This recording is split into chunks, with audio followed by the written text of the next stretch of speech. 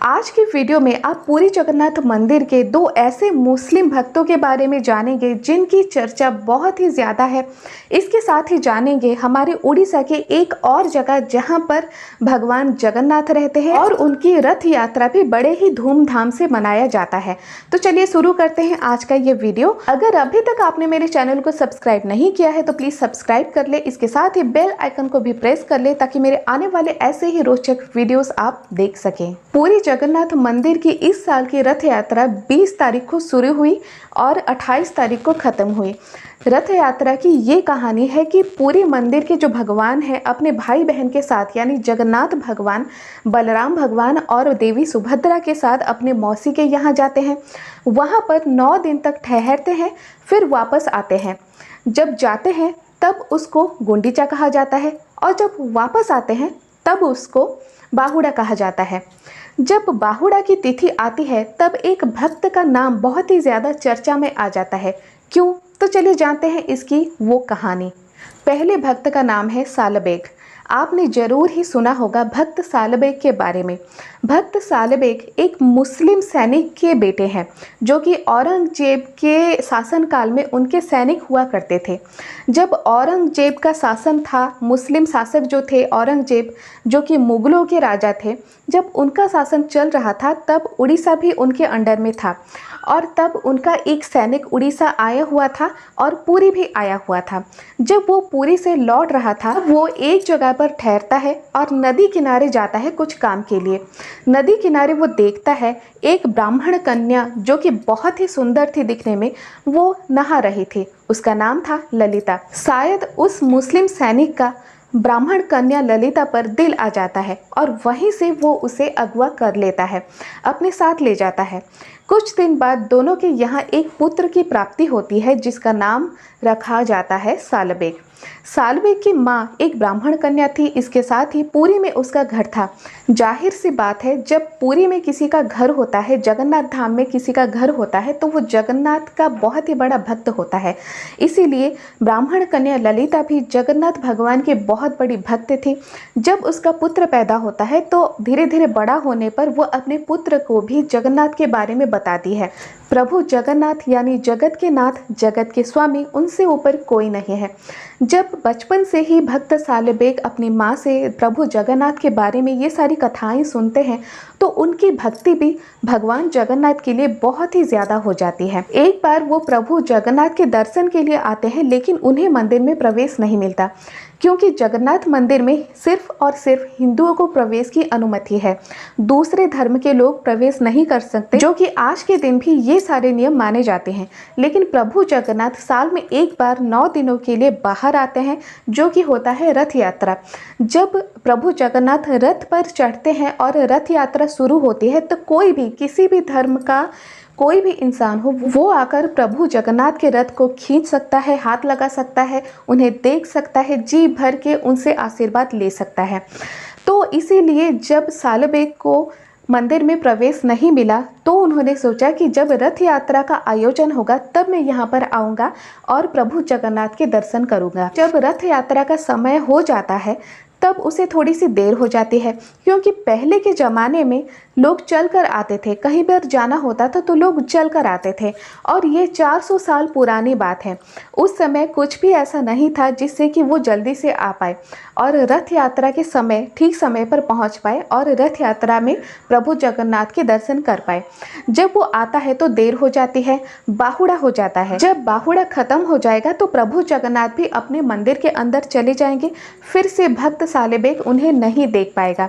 इसीलिए वो प्रभु को बहुत ज़्यादा बुलाता है और कहता है कि मेरे जाने तक, मेरे पहुंचने तक कम से कम आप रुक जाइए। उसकी पुकार प्रभु जगन्नाथ सुन लेते हैं और वहीं पर उनका रथ रुक जाता है। जिस स्थान पर रथ रुक जाता है कितनी भी कोशिश कर ले कोई भी रथ को नहीं खींच पाता। यहाँ तक कि तब के समय में राजा ने हाथी को भी बुलाया, हाथी से भी खिंचवाया रथ को, लेकिन टस से मस नहीं हुआ रथ। तो क्यों नहीं हुआ, क्यों आगे नहीं बढ़ा रथ, इसकी जानकारी किसी को भी नहीं थी। सब सोच रहे थे क्या हो गया आज, प्रभु क्यों इतने गुस्से में हैं, आगे क्यों नहीं बढ़ रहे। लेकिन उनके भाई बहन के रथ आगे चले गए, लेकिन प्रभु जगन्नाथ का रथ वहीं पर रुक गया। जिस स्थान पर रुका हुआ था, भक्त सालबेग आकर उसी स्थान पर प्रभु के दर्शन करता है और रथ को खींचने लगता है, तो रथ चल पड़ता है। उसी स्थान पर भक्त सालबेग की भी मृत्यु हो जाता है और उसी स्थान पर एक मंदिर बनवाया जाता है 2017 में। पहले मंदिर नहीं था, बस भक्त सालबेग की एक समाधि थी। लेकिन 2017 में जब मंदिर बन जाता है तो उसके बाद से वहाँ पर भक्त भी जाते हैं और दर्शन भी करते हैं। और ये भी मान्यता है कि अगर बाहुड़ा में आते हैं जगन्नाथ भगवान, उसी मंदिर से भी प्रसाद आता है और भगवान जगन्नाथ को भोग चढ़ाया जाता है। अगर प्रसाद नहीं खाएंगे भगवान जगन्नाथ भक्त सालबेग के मंदिर से, तो रथ आगे नहीं बढ़ेगा। तो आपने जाना पहले मुस्लिम भक्त के बारे में। अब आप जानिए दूसरे मुस्लिम भक्त के बारे में, जो कि है आफताब। आफताब एक ऐसे भक्त हैं जो कि कोरोना काल में सुप्रीम कोर्ट पहुंच गए रथ यात्रा के आयोजन के लिए, क्योंकि कोरोना काल में जब सब कुछ बंद था तब हमारी सरकार ने रथ यात्रा करने को मना कर दिया था, क्योंकि कोरोना फैलने का बहुत ज़्यादा डर था। और तभी आफताब ने सुप्रीम कोर्ट में एक अपील कर दी, क्योंकि रथ यात्रा होनी ही चाहिए, इससे बहुत ज़्यादा दुखी हो जाएंगे प्रभु के भक्त। आप सोचिए, अगर सभी धर्म अलग अलग हैं तो क्यों दो मुस्लिम भक्त ऐसे तरसते हैं प्रभु के दर्शन के लिए। में भगवान जगन्नाथ की जो रथ यात्रा है उसमें आपको 3 रथ नजर आएंगे। लेकिन उड़ीसा का एक और स्थान है जहां पर रथ यात्रा होती है, लेकिन वहां पर एक ही रथ होता है। वहां पर भी जगन्नाथ, बलभद्र और सुभद्रा है उस मंदिर में, जिसका नाम है बलदेव जीव मंदिर, जो कि केंद्रापड़ा जिला के इच्छापुर में अवस्थित है। लेकिन यहाँ पर कहा जाता है कि ये मंदिर भगवान प्रभु जगन्नाथ के बड़े भैया बलराम को समर्पित है।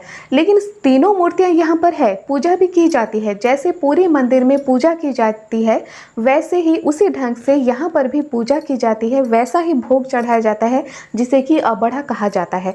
रथ यात्रा भी होती है, लेकिन एक ही रथ बनाया जाता है जिसमें तीनों प्रतिमाएं सवार होती हैं और उनकी प्रतिमाओं को मौसी माँ के मंदिर तक लिया जाता है। फिर 9 दिनों के बाद बाहुड़ा में फिर से लौटती हैं तीनों प्रतिमाएं। ये बलदेव जीव मंदिर मराठा शासन के समय बनाया गया था और उसके बाद भी औरंगजेब के शासनकाल के समय इस मंदिर को तोड़ दिया था और उसी अवशेष के ऊपर एक मस्जिद भी बनाया गया था। जब मंदिर टूटा था तब भगवान के प्रतिमाओं को लेकर कहीं पर छिपा दिया गया था किसी जंगल में।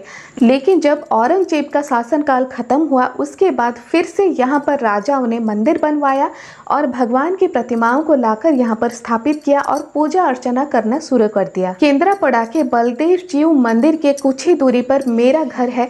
मैं वहाँ गई भी थी, लेकिन आपके लिए अच्छी वीडियो नहीं बना पाई, क्योंकि यहाँ पर इतनी ज़्यादा भीड़ थी कि मुझे भगवान के दर्शन हुए ही नहीं। आप देख सकते हैं कि रथ के ऊपर कितने सारे लोग हैं। मैं नीचे खड़ी हूँ, लेकिन मुझे भगवान कहीं भी नज़र नहीं आ रहे। इतनी ज़्यादा भीड़ है, भक्तों की संख्या इतनी ज़्यादा है कि आपको कुछ भी नज़र नहीं आएगा सिवाय लोगों के। दोनों तरफ, यानी बड़ा दांडा के दोनों तरफ, बड़ा दांडा किसे कहते हैं अगर आपको नहीं पता तो आप मुझे कमेंट सेक्शन में बता सकते हैं। मैं उसके लिए एक अलग से वीडियो आपके लिए बना दूंगी।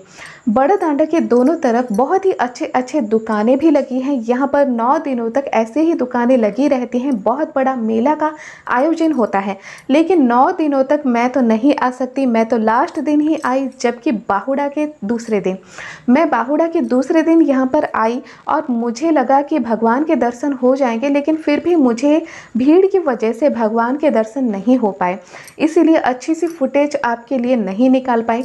लेकिन जितना भी आपके लिए वीडियो बनाया है, आप देखिए कि कितनी ज़्यादा है भक्तों की संख्या यहाँ पर। दोस्तों, आज के वीडियो में आपने 2 मुस्लिम भक्तों के बारे में जाना, इसके साथ ही केंद्रापड़ा जिले में अवस्थित बलदेव जीव मंदिर के बारे में भी जाना, रथ यात्रा की कहानी भी सुनी।